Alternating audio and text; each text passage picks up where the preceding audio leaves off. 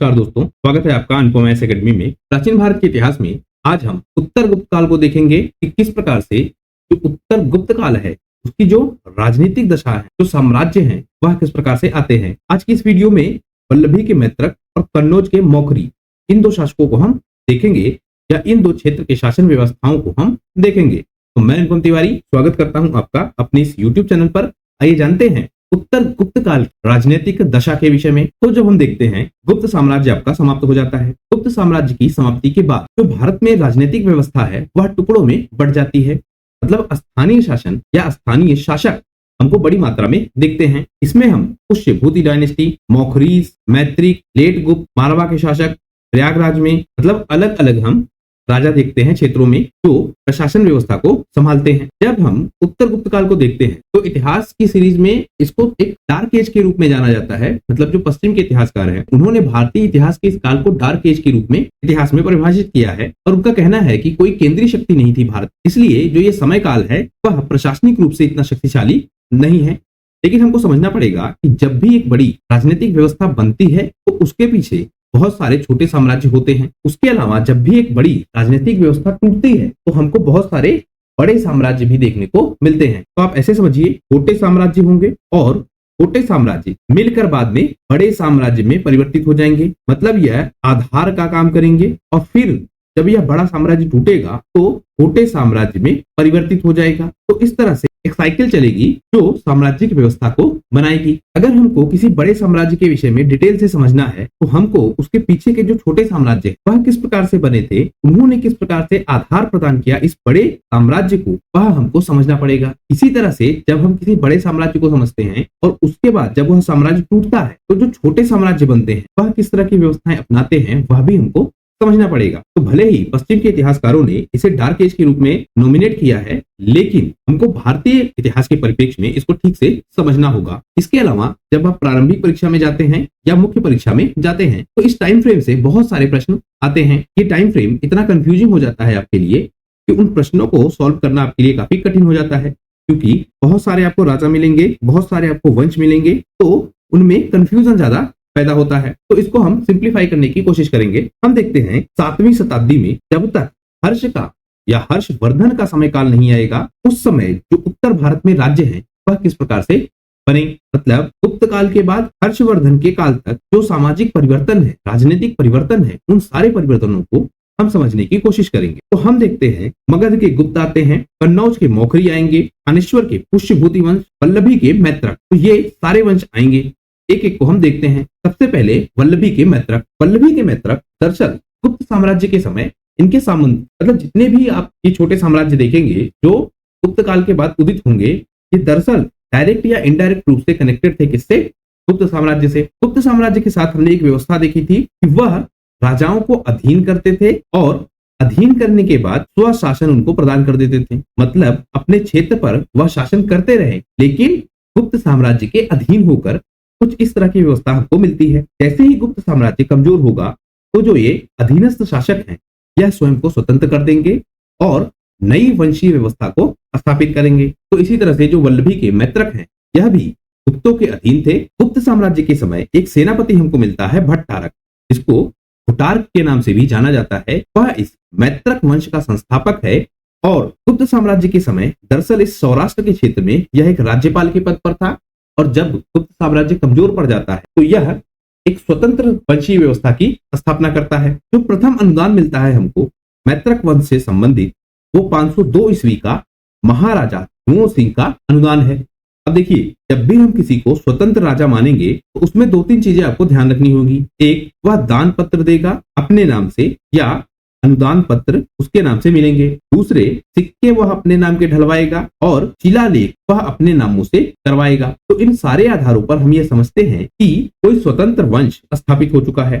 तो द्रोण सिंह का हमको सबसे पहला अनुदान पत्र मिलता है। हालांकि मैत्रक साम्राज्य की जो सीमा है वह कितनी थी यह निश्चित नहीं है, लेकिन उनके जब हम शाही अनुदानों को देखते हैं तो यह माना जाता है कि वल्लभी इनकी राजधानी थी, इसीलिए इनको वल्लभी के मैत्रक कहा जाता है। इनके बहुत सारे अभिलेख प्रकाश में आते हैं, लेकिन ऐतिहासिक महत्व उनका काफी कम है।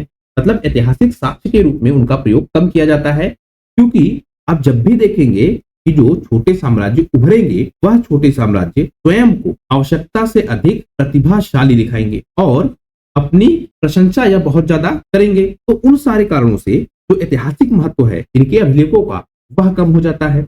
यह घटना हमको मैत्रकों के साथ भी दिखती है। इसीलिए जो मैत्रक वंश के राजा हैं इनके विषय में बहुत ज्यादा जानकारी हमारे पास है नहीं। हालांकि हम देखते हैं कि ध्रुवसेन द्वारा किए गए 16 अनुदानों में से जो भू अनुदान है उनके अभिलेख हमको मिलते हैं ऐतिहासिक महत्व की, लेकिन एक भी घटना का इसमें उल्लेख नहीं होता है। ध्रुवसेन का ही जो छोटा पुत्र है हरपट, यह इसका उत्तराधिकारी बनता है और उसका उत्तराधिकारी ध्रुवसेन हमको मिलता है। तो ध्रुवसेन नाम आपको 2 बार मिलेगा, एक हरपट का पिता, दूसरा हरपट का ही पुत्र, मतलब अपने पिता के नाम पर ही हरपट अपने पुत्र का नाम रखता है। हम देखते हैं 556 ईस्वी या फिर 539 ईस्वी के आसपास गुहासेन नामक एक व्यक्ति है जो मैत्रक वंश को एक स्वतंत्र शक्ति के रूप में स्थापित करता है। वेनसांग आप जरूर याद रखिएगा।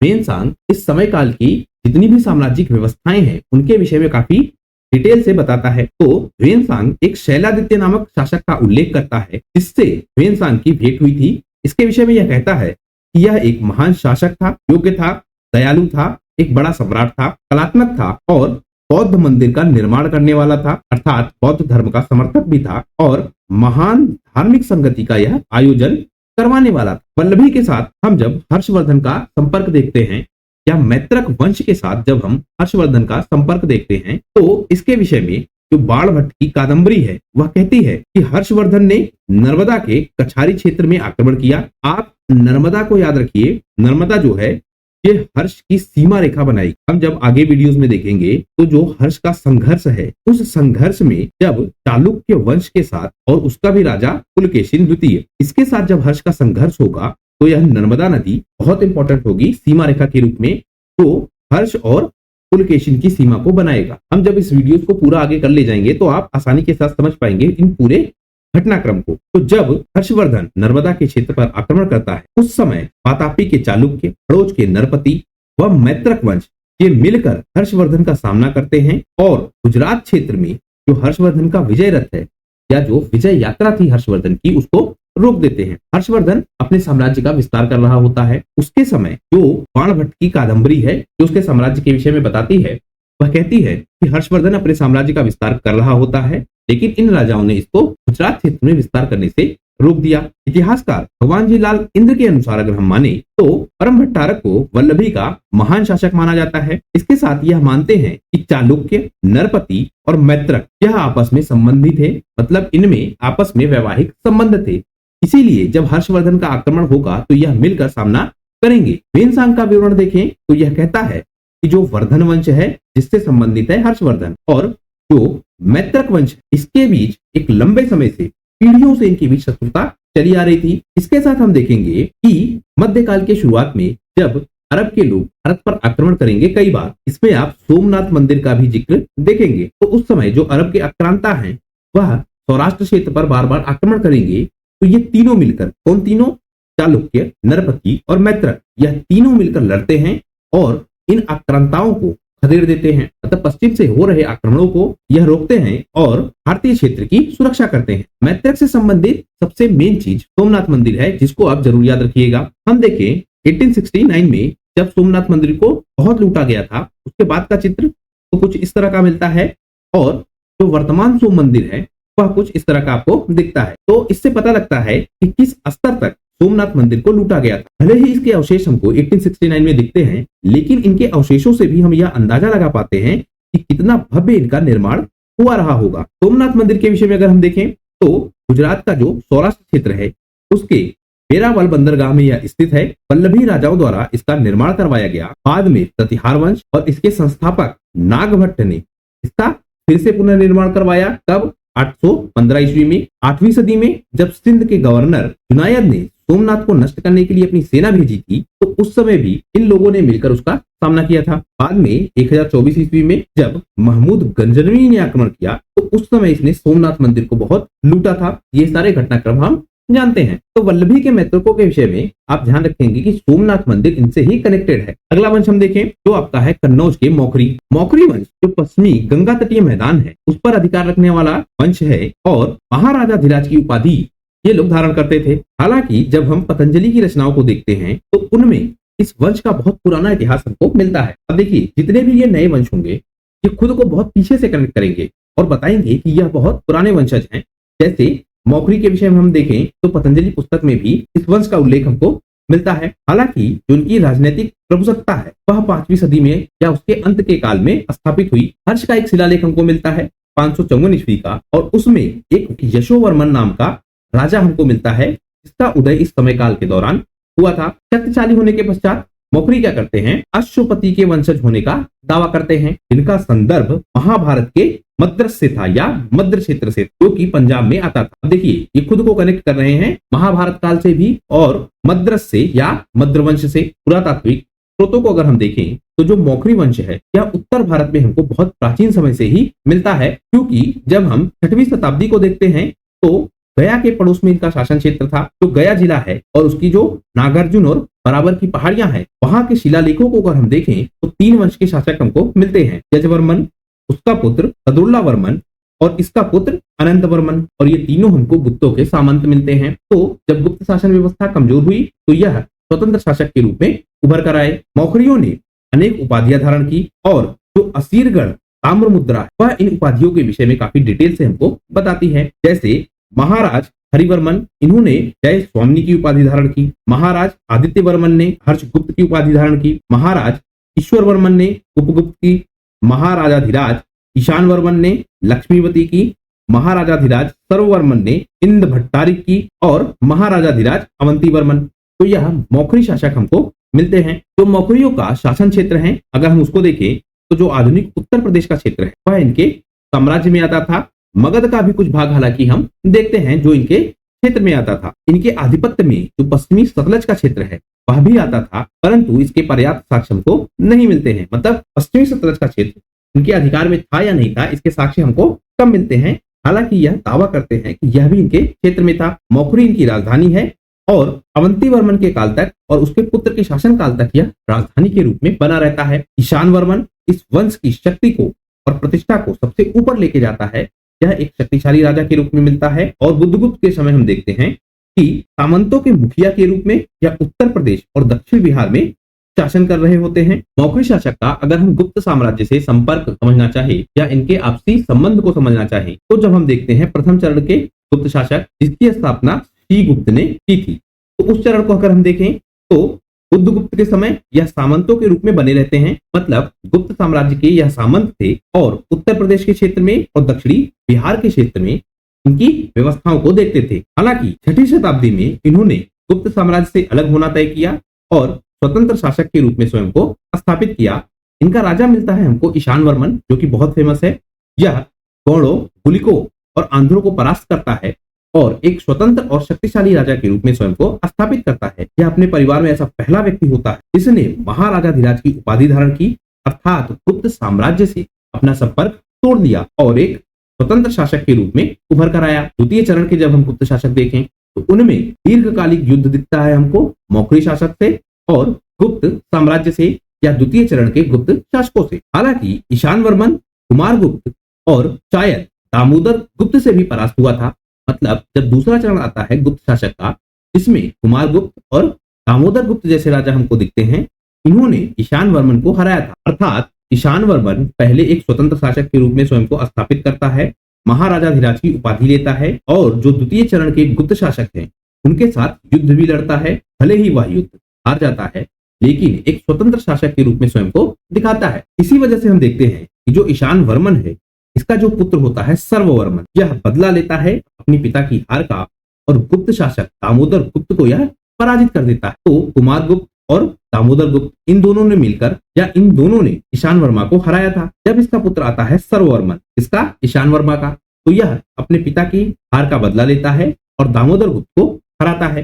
तो एक संघर्ष हम देखते हैं मौखरी साम्राज्य और गुप्त साम्राज्य के बीच। अगर हम ऐतिहासिक साक्ष्यों की बात करें तो जो बाणभट्ट का हर्षचरित है उसमें हमको मौखरी साम्राज्य का या मौखरी शासकों का विवरण मिलता है। मौखरी शासक एक मुखिया तंत्र पर आधारित वंशीय व्यवस्था पर आधारित साम्राज्य था। मतलब मुखिया होता था इनका एक, और यह वंशों पर आधारित साम्राज्य था। मतलब एक ही वंश के लोग मिलकर आपस में मुखिया चुनते थे। कुछ उस तरह की साम्राज्यिक व्यवस्था का यह राज्य था। अवंतीवर्मन इनका गौरव था, अर्थात अवंतीवर्मन इनका सबसे शक्तिशाली शासक था। इसमें हर्षचरित के समय मौखरियों ने 7वीं शताब्दी के आसपास अपनी संप्रभुता को स्थापित किया। अब देखिए, इसमें आपको अलग अलग वर्णन मिलेंगे। यह स्वतंत्र शासक के रूप में पहली बार स्थापित कब हुए, तो जब हम ऐतिहासिक साक्ष्यों को देखेंगे तो अलग अलग टाइम फ्रेम इनमें दिखेगा। कुछ कहेंगे कि यह 6ठी सदी में, कुछ कहेंगे कि 7वीं सदी में, कुछ कहेंगे कि यह पहले से ही एक शासक के रूप में स्थापित थे। गुप्त साम्राज्य शक्तिशाली हुआ तो उनकी अधीनता स्वीकार कर ली, और गुप्त साम्राज्य जब कमजोर हुआ तो फिर से यह स्वतंत्र शासक के रूप में उभर कर आ गए। कुछ इस तरह के साक्ष्य आपको मिलेंगे। ईशानवर्मन, उसका पुत्र सर्ववर्मन, और अवंतीवर्मन जो कि सर्ववर्मन का पुत्र है, यह इसके सबसे शक्तिशाली शासक हमको दिखते हैं। मौखरी शासकों का अगर हम कालक्रम देखें तो ईशानवर्मन 550 से 506 ईस्वी, सर्ववर्मन 576 से 580 ईस्वी, अवंतीवर्मन 580 से 600, और अवंतीवर्मन के बाद हम देखते हैं कि जो इसके उत्तराधिकारी हैं उनका समय काल कितना है वह ठीक से हमको पता नहीं लग पाता है, क्योंकि जो ये सर्ववर्मन है और जो ये अवंतीवर्मन है इनकी मुद्राएं हमको मिलती है, लेकिन इसके बाद हमको मुद्राएं नहीं मिलती हैं। और हमने जैसा पीछे बताया कि एक स्वतंत्र शासक के रूप में स्थापित होने के लिए मुद्रा जो निर्गमित करने का अधिकार है वह शासक के पास होना चाहिए। तो अवंतीवर्मन के बाद हमको मुद्राएं नहीं मिलती हैं, इसलिए हम मानते हैं कि इसके बाद जो शासक हुए होंगे वह एक स्वतंत्र शासक के रूप में नहीं होंगे। हालांकि जो अंतिम मौखरी शासक है वह हमको गृहवर्मन मिलता है, जिसका विवाह जो थानेश्वर का पुष्यभूति शासक है प्रभाकर वर्मन उसकी पुत्री के साथ मिलता है, जो कि बहन थी किसकी, हर्षवर्धन की। अब देखिए, थानेश्वर से कनेक्टेड है आपका हर्षवर्धन। हर्षवर्धन का पिता कौन है, प्रभाकर वर्मन, और प्रभाकर वर्मन की पुत्री है राजश्री। हम आगे घटनाक्रम में देखेंगे कि जब राजश्री के पति को मार दिया जाता है, अर्थात जब गृहवर्मन को मार दिया जाता है, तो जो आपका ये मौखरी वंश है और पुष्यभूति वंश है जिसका शासक है हर्षवर्धन, यह दोनों मिलकर एक नए साम्राज्य की स्थापना करते हैं, जिसका नेतृत्व कौन करता है, हर्षवर्धन। यह हम आगे देखेंगे। तो इस तरह से तो प्रभाकर वर्मन की जो पुत्री है राजश्री, उसका विवाह होता है गृहवर्मन के साथ। और जब मालवा का शासक देवगुप्त यह आक्रमण करता है कन्नौज पर और गृहवर्मन को मार देता है, गृहवर्मन अर्थात राजश्री का पति, उसी के साथ यह मौखरी साम्राज्य समाप्त हो जाता है। और जो वर्धन वंश है या जो पुष्यभूति वंश है वह मौखरी साम्राज्य को अपने में ही मिला लेता है। तो हमने दो साम्राज्य देखे, एक मैत्रक वंश और दूसरा मौखरी वंश। आने वाले वीडियोस में अन्य साम्राज्यों को भी हम देखेंगे। तो आशा करता हूं इस शॉर्ट वीडियो में इन दो साम्राज्यों को आप समझ चुके होंगे। अगर आपको वीडियो पसंद आया है तो प्लीज शेयर कीजिए अपने दोस्तों के साथ, सब्सक्राइब कीजिए इस चैनल को। आपका हमसे जुड़ने के लिए बहुत बहुत धन्यवाद। आपका दिन शुभ हो।